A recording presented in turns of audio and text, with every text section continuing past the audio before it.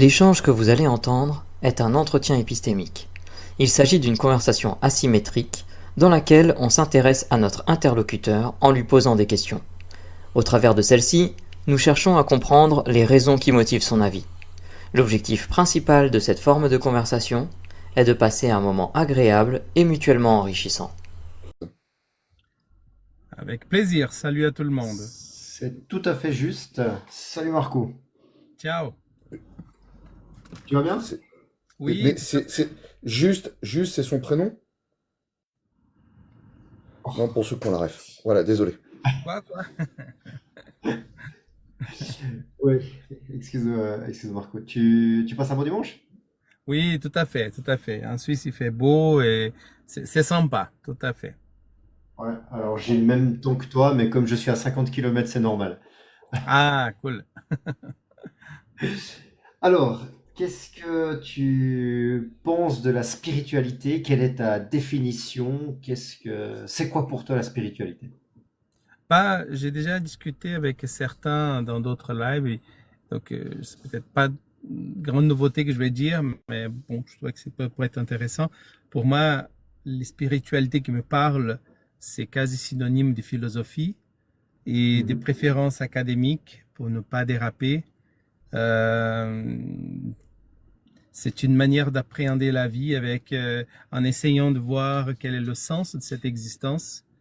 Et donc, on fait usage de données scientifiques, on fait usage de données pour certains religieux, mais il faut rester pondéré.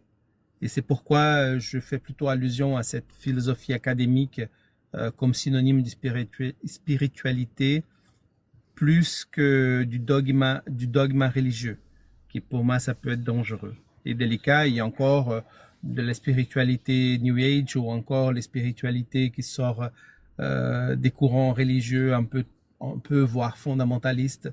Celle-là, je m'écarte totalement. D'accord, donc toi, ta spiritualité, alors la définition de la spiritualité pour toi, non pardon, ta spiritualité, c'est la philosophie et plus précisément la philosophie académique.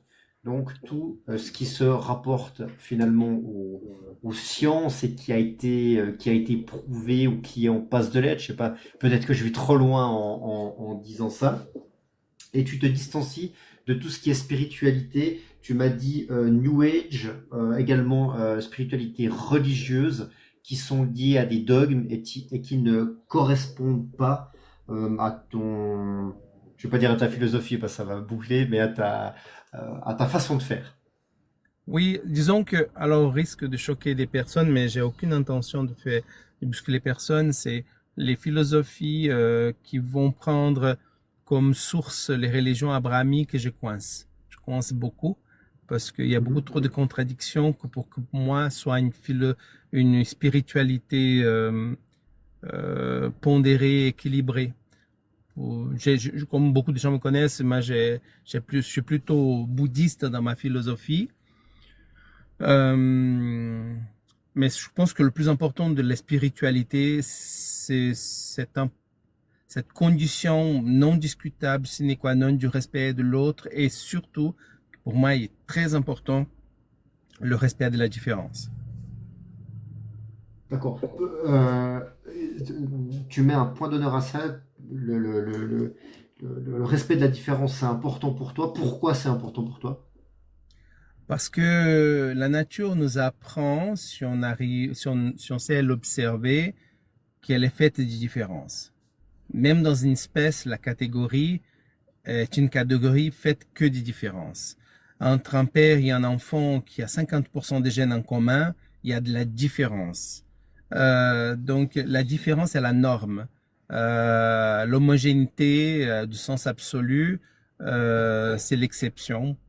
Voire même dans les jumeaux monozygotes qui ont 100% de gènes partagés, on trouve des différences aussi. Est-ce qu'on peut dire, je fais un parallèle, que soi-même, on est différent de soi-même? Je te dis ça parce que aujourd'hui j'ai 45 ans, il y a 20 ans, à 25 ans, j'avais pas du tout les mêmes idées. Je peux dire que je suis différent aujourd'hui du mois de 25 ans. Et donc, on peut dire qu'on n'est pas, on est différent avec soi-même. Est-ce que c'est correct pour toi ou pas du tout? Absolument, absolument. D'où l'importance d'avoir des règles communes qui nous gardent dans un cadre respectueux du soi, de l'autre et de l'autre de soi. Pour moi, c'est important parce que c'est ça, il faut que les règles tiennent compte de ces différences, mais elles sont importantes. Ne pas thé, ne pas V, ne pas agresser, c'est des fondamentaux importants. Mais la différence comment dirais-je, c'est une des dimensions, une des facteurs parmi les autres qui formerait les spiritualités pour moi adéquates. D'accord, d'accord. Si on revient un petit peu sur la définition, on a eu dans ce live énormément de définitions différentes de la spiritualité. Pour toi, comment t'expliques qu'il y a autant de définitions qu'il y a de personnes? Peut-être que je caricature un peu, mais c'est un peu le ressenti que j'ai à ce stade-là du live. Est-ce que déjà tu as le même et si oui, comment tu l'expliques? Alors, c'est intéressant hein, d'entendre même un sociologue sur la question qui a étudié, mais c'est pas mon cas. Et donc, je vais donner une explication comme ça au plus levé. Je pense que le mot spiritualité est né principalement dans un cadre religieux, ou du moins avec influence religieuse. Et comme il y a une diversité des religions, puisqu'il n'y a pas une règle commune, comment dire, en science, c'est la preuve qui fait la science. En religion, c'est la croyance. Par conséquent, on a une ribambelle de religions. Et comme la spiritualité est née ou influencée dans ce contexte, il va de soi qu'elle le soit aussi multiple, tout comme les éléments qui l'ont favorisé. D'accord. Alors si je comprends bien ce que tu me dis, c'est comme la spiritualité est née des religions, et ça c'est un petit peu dévié après, comme il y a plusieurs religions et plusieurs croyances différentes religieuses, eh bien c'est pour ça que aujourd'hui on a chacun sa définition finalement de la spiritualité, ou en tout cas une représentation de tout un chacun différente de ce qu'est la spiritualité. Tout à fait. Je dirais même, autant un athée peut avoir une spiritualité, or, pour les athées, le mot pose plus problème. Donc, on voit bien la racine, du moins les éléments qui ont stimulé l'apparition de ce terme. D'accord. Est-ce que si si notre spiritualité est la philosophie académique, on peut dire que ça pose aucun problème pour les athées? C'est possible, ouais, mais bon, après, c'est très, très, très subjectif de dire philosophie académique et très réducteur, hein, mais c'est une réduction qui m'appartient. Et c'est ça qui fait que la spiritualité va être multiple, parce que moi, je prends, comment dire, la décision d'utiliser la philosophie académique comme élément de rassurance, voire la science, pour parler des spiritualités, alors que d'autres prendront d'autres repères et leur donneront une liberté beaucoup plus importante, voire même un aspect mystique. Est-ce que, alors ça fait plusieurs fois qu'on échange, et puis je sais que tu fais confiance et tu suis la science pour prendre tes décisions de croyance, je ne sais pas si on peut le dire comme ça. Est-ce que tu sors parfois de la science? Est-ce que tu crois des choses que tu sais que la science réfute ou ne prouve pas? Je crois que là, je dois avoir un gros défaut génétiquement modifié. La science reste mon carcan, mon repère principal. Et je serais prêt à abandonner quelque chose parce que le terme croire me pose parfois un peu de problème. Mais pourquoi pas, laissons-le avec des grosses guillemets. Mais si Est-ce que tes convictions sont toujours alignées avec la science? Je vais le dire comme ça plutôt. Je l'espère. Je l'espère.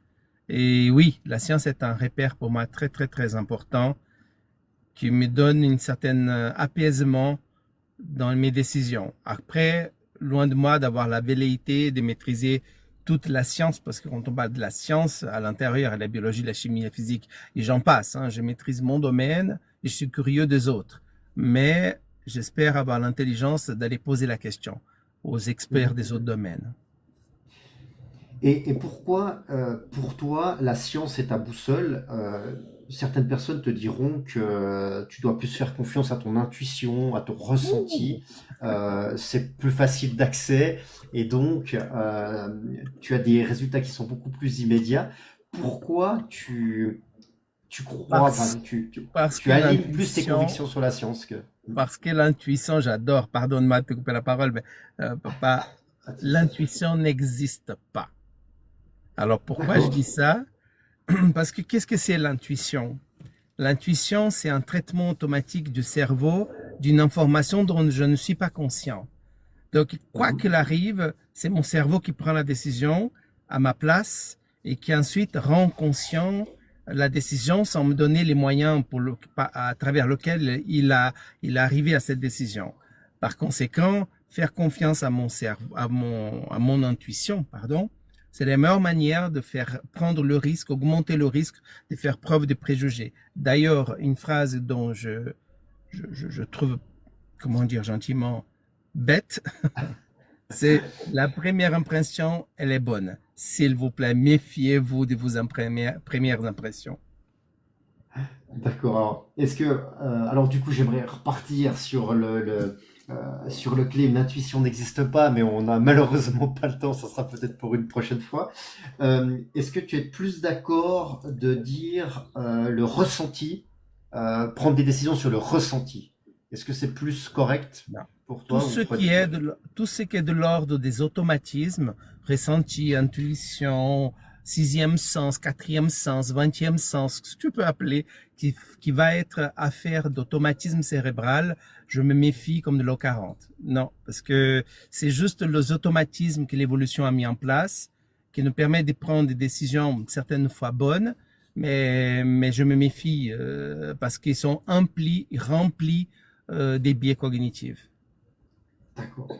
Et alors du coup, est-ce que la science a pas les mêmes travers parce que c'est fait par des humains qui Seulement. ont également ces problématiques, biais cognitifs, préjugés, etc. Seulement. Donc pourquoi la science serait meilleure que je sais plus comment le dire, intuition non, ce premier ressenti ou ce ressenti. Parce que la science est un univers de dictature dont le dictat est la preuve. Hmm. Et puisque c'est la preuve, elle n'est pas figée dans le temps, dans l'espace. Elle peut évoluer. Et puisqu'on s'y tient à la preuve, on évolue. D'accord. Et pourquoi la preuve est meilleure par la science et la méthode scientifique que par une autre méthodologie? Parce que la méthodologie en elle-même est quelque chose d'objectivable, partageable, discutable. Parce que le principe, ce n'est pas prouver qu'une idée est bonne, mais vérifier si elle ne peut pas être falsifiée. Enfin, qu'on puisse pas l'invalider. Si on peut pas invalider à mesure qu'elle puisse être étudiable, hein, c'est qu'elle est bonne, elle tient la route. Ça ne veut pas dire que la science détruit des théories pour toujours faire de nouvelles. C'est tout l'inverse. La plupart du temps, les théories actuelles sont actualisées par la recherche. C'est-à-dire que le socle bouge, les choses changent et c'est pas systématique qu'on remplace complètement une théorie par l'autre. C'est souvent, la plupart du temps, c'est une amélioration. D'accord. Et puis aujourd'hui, est-ce que quelque chose pourrait te faire... Enfin, qu'est-ce qui pourrait te faire changer d'avis sur le fait que la méthode scientifique n'est pas la meilleure manière d'arriver à s'approcher de la vérité ou de la réalité? Qu'est-ce qui pourrait... Non, d'une pipe.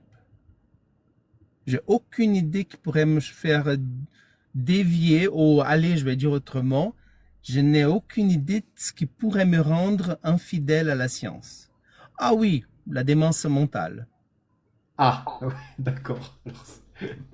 Donc très peu de choses finalement, ou pas de Oui. choses rationnelles et logiques. Non, je suis horriblement fidèle à la science. D'accord. Eh ben, écoute, merci beaucoup, Marco, pour cet entretien. C'est toujours un plaisir de te recevoir. Idem. Je vais me tourner vers mes camarades pour savoir si ils ont une question à porter pour toi. Alors, dans l'ordre, Terra, John, Galactic, Mélanie et puis Russell. RS pour moi. Merci, Terra. John? Pas vraiment de questions. Merci, John. Galactic? Ah, j'ai bien une petite crotte de nez. Tu dis, salut Marco déjà. Ciao. Tu dis, ouais, donc la science totale, enfin, t'es totalement pour. Est-ce que tu peux me dire comment appelle la science en fait le fait de ne pas avoir de méthode de réfutabilité? Alors, question piège, je vais essayer de répondre humblement. Ah non, non, non, c'est très bien, j'ai pas besoin de répondre, c'est une question à emporter, donc je mets pas... Eh ben oui, c'est une question J'ai emportée, pas t'es à pas me obligé. piéger. Mais tu sais pourquoi je te la pose. Je pense que t'as compris pourquoi je te l'ai posée. Oui, absolument. Merci, Galactic. Bon, merci en tout cas. Merci à toi, Galactique. Non, pas de questions de mon côté. Salut Mel. Merci, Mélanie. Russell? Oh, non, j'aurais des questions à poser à Marco un jour, en tête à tête, sans spectateur, pour régler quelques histoires. Merci, Russell. Alors, Marco, je vais te poser la dernière question que tu connais maintenant très certainement par cœur. C'est comment tu t'es senti pendant notre entretien aujourd'hui? Ah, mais Par le écoute, nez. bravo, chaque fois c'est un plaisir d'échanger avec quelqu'un de nouveau et vous avez chacun votre patte et c'est toujours hyper agréable, hyper bienveillant. Je ne peux que dire très très très bien et à dimanche prochain. Eh ben, écoute, moi j'ai eu Des- beaucoup de plaisir à discuter avec toi aussi. Je te remercie beaucoup pour ton passage et bonne soirée. Puis à dimanche dans 15 parce que il y a les recs la semaine prochaine. À bientôt. Pas de souci. Merci. Merci beaucoup, Marco. Et on remercie aussi beaucoup Khali qui a laissé gentiment sa place. C'est Oui, cool. merci Gali. Donc, on va faire les deux derniers entretiens. Il y a Khali et ensuite il y a Bob Marley Apostakafir qui clôturera cette session de live épistémique d'aujourd'hui. Des bisous, mon Marco.